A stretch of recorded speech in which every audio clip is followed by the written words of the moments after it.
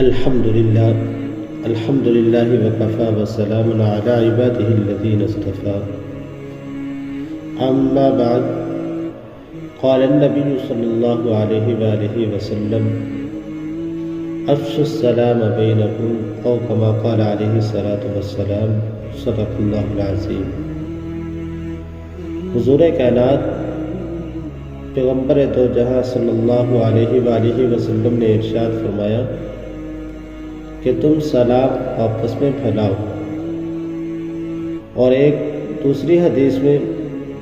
حضور علیہ السلام نے ارشاد فرمایا کہ لوگوں، کیا میں تمہاری رہنمائی ایسی چیز کی طرف نہ کروں کہ تم آپس میں محبت کرنے لگ جاؤ، اور فرمایا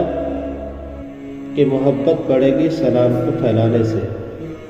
کہ تم آپس میں ایک دوسرے کو سلام کیا کرو۔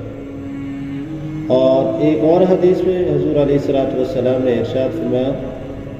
کہ آپ اس سے بھی سلام کرو جسے آپ پہچانتے ہو علی من تعرف،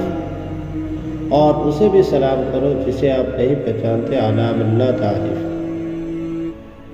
تو حضور کائنات صلی اللہ علیہ وآلہ وسلم کی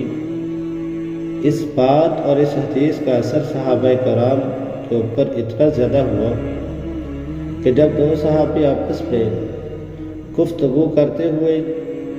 جاتے تو درمیان کے اندر اگر درخت بھی آ جاتا تو درخت کے بعد آپس میں ایک دوسرے سے ملتے تو سلام کرتے۔ تو اللہ تعالیٰ کی ذات سے دعا ہے کہ اللہ تعالیٰ کی ذات ہمیں حضور کائنات صلی اللہ علیہ وآلہ وسلم کی سنتوں کی اتباع کی توفیق عطا فرمائے